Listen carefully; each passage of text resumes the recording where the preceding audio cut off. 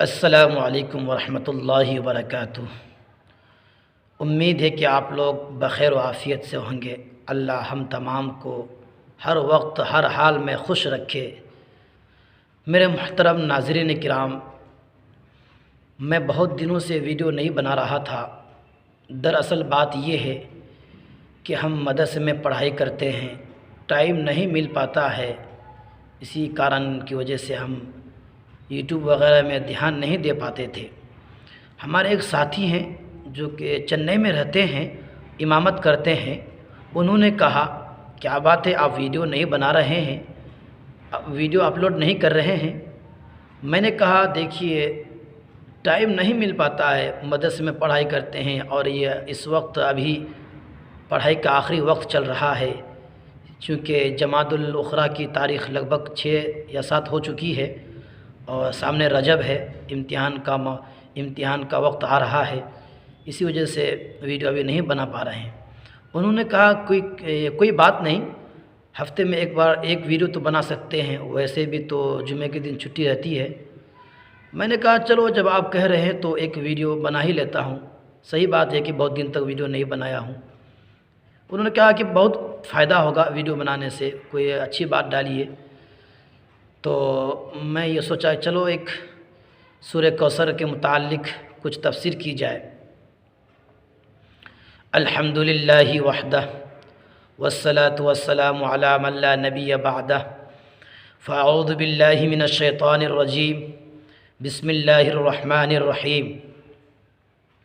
انا اعطیناک الکوثر فصل لربک وانحر ان شانئک هو الابتر۔ صدق اللہ العظیم۔ میرے محترم ناظرین کرام، اللہ تبارک و تعالی نے سورہ کوثر میں 4 چیزوں کا حکم بیان فرمایا ہے۔ نمبر 1، انا اعطیناک الکوثر، اے پیغمبر ہم نے آپ کو کوثر عطا فرمایا ہے۔ اب کوثر کے کیا معنی ہیں؟ اس میں مفسرین کرام 26 معنی لکھتے ہیں۔ ان میں کا ایک معنی یہاں یہ ہے خیر کثیر، کہ ہم نے آپ کو بہت زیادہ خیر عطا فرمائی ہے۔ تو اللہ تبارک و تعالیٰ نے پہلے نعمت کا ذکر بیان فرما کر اس کے بعد اللہ رب العزت نے ارشاد فرمایا فصل لربک وانحر، اے پیغمبر آپ نماز پڑھیے اور قربانی دیجیے۔ تو فصل للی میں نماز کا حکم ہے اور وانحر میں قربانی کا حکم ہے۔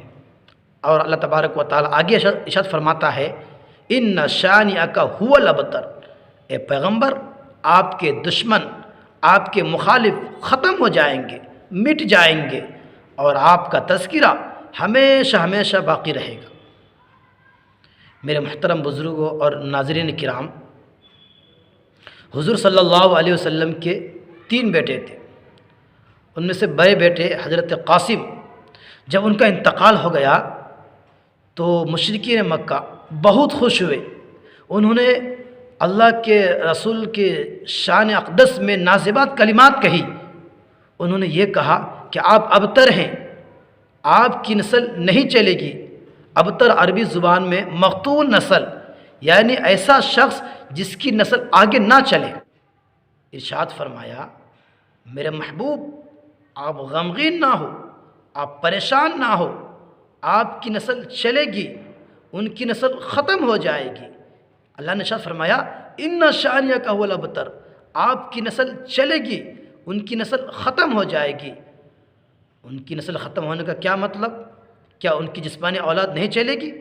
نہیں، جسمانی اولاد چلے گی، لیکن وہ حضور صلی اللہ علیہ وسلم کے کلمہ پڑھ کر آپ صلی اللہ علیہ وسلم کے روحانی اولاد بن جائے گی۔ میرے محترم ناظرین کرام، ابو جہل حضور صلی اللہ علیہ وسلم کا بڑا دشمن تھا۔ کہتے ہیں کہ اس امت کا بڑا فرعون تھا۔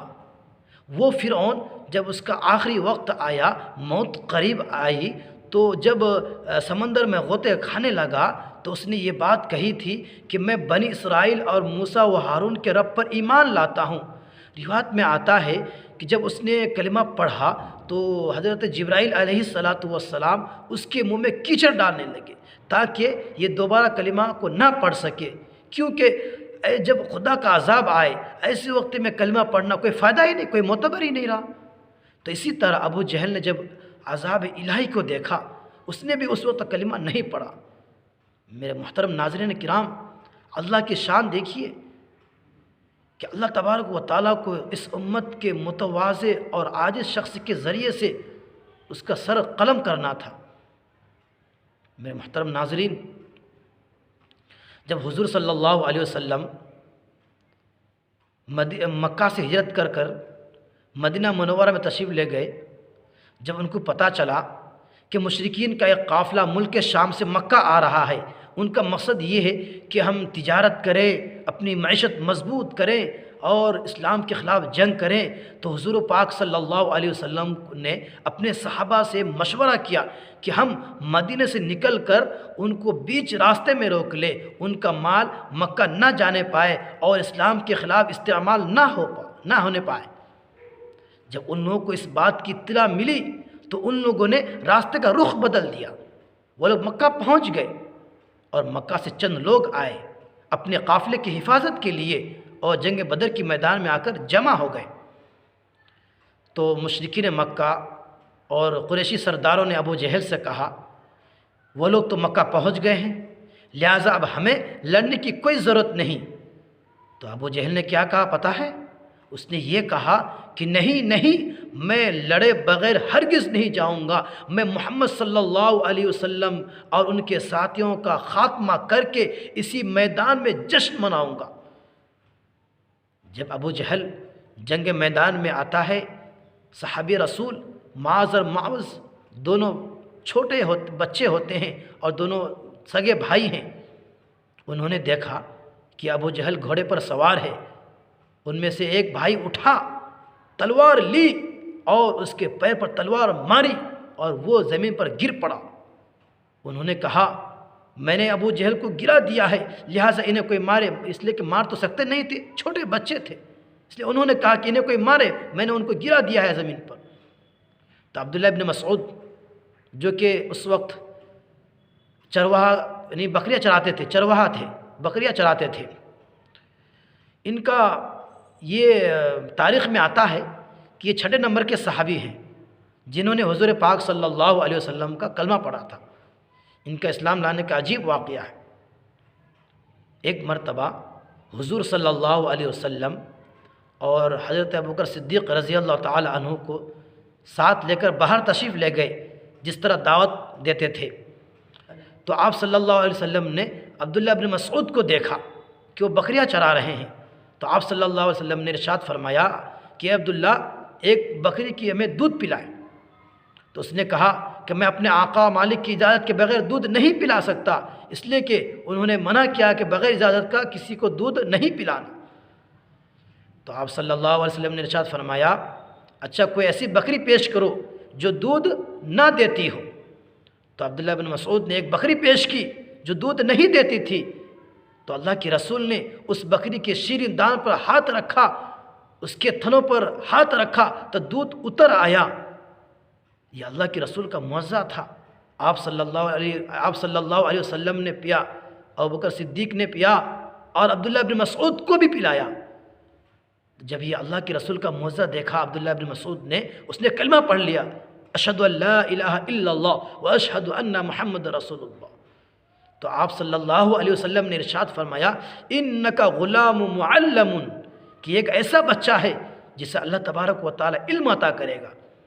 میرے محترم ناظرین کرام، میں بات کو زیادہ طویل نہیں کرتا، میں یہ عرض کر رہا تھا کہ جب ابو جہل زمین پر گر پڑا تو حضرت عبداللہ بن مسعود اس کے چھاتی پر چڑھے اور سر کاٹنے لگے۔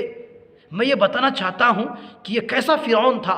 وہ فرعون جب اس کا آخری وقت آیا، سمندر میں غوطے کھانے لگا تو اس نے ڈر کے مارے کلمہ پڑھنے لگا، اور یہ عبداللہ بن مسعود سے کہتا ہے کہ یہ چروا تو میرا گردن کاٹے گا؟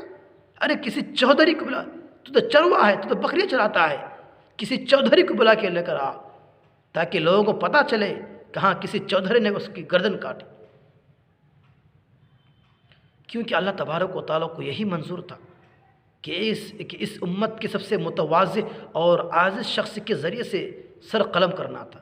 چنانچہ ایسے ہی ہوا، اور اس نے یہ بھی کہا، ابو جہل عبداللہ بن مسعود سے یہ بھی کہا کہ میری گردن نیچے سے کاٹنا، کیونکہ جب گردن کی لائن لگے گی تو لوگوں کو پتہ چلے گا کہ ہاں یہ سردار کا گردن ہے، تاکہ میری گردن اونچی رہے، سب سے اونچی رہے، لوگوں کو پتہ چلے کہ یہ سردار کی گردن ہے۔ العیاذ باللہ، نعوذ باللہ، اللہ ہم سب کی حفاظت فرمائے۔ اس نے یہ بھی کہا آخری وقت میں جب اس کو جہنم کا عذاب نظر آنے لگا، اس نے یہ کہا کہ جاؤ محمد سے کہہ دو جتنی نفرت مجھے پہلے تھی آج اس سے بھی زیادہ نفرت ہو گئی۔ اس طرح کا وہ شخص جہنم کا ایندھن بن گیا۔ میرے محترم ناظرین کرام، قرآن نے کہا ان شانئک هو الابتر۔ میرے محترم ناظرین کرام، قرآن نے کہا کہ اس کی نسل نہیں چلے گی، اس کی نسل ختم ہو جائے گی؟ نہیں، اس کی نسل چلے گی، لیکن وہ حضور صلی اللہ علیہ وسلم کا کلمہ پڑھ کر مسلمان بن کر آپ صلی اللہ علیہ وسلم کی روحانی اولاد بن جائے گی۔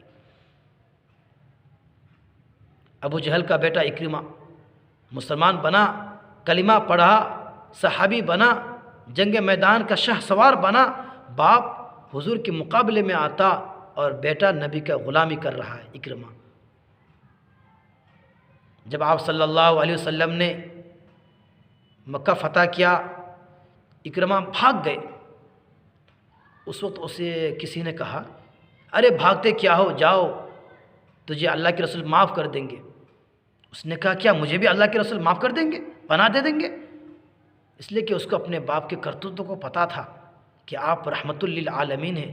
اس نے سوچا کہ آپ رحمت للعالمین ہیں، آپ ضرور مجھے معاف کر دیں گے، ضرور پناہ دیں گے۔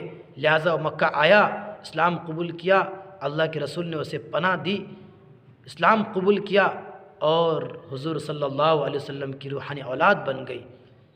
تو اللہ تبارک و تعالیٰ نے ارشاد فرمایا ان شانئک هو الابتر، اے پیغمبر ہم نے آپ کو حوض کوثر دیا ہے، امت دی ہے، نعمت دی ہے، خیر کثیر دی ہے، لہٰذا آپ شکر ادا کریں۔ شکر کیسا ادا کریں؟ آپ نماز پڑھیے اور قربانی دیجیے۔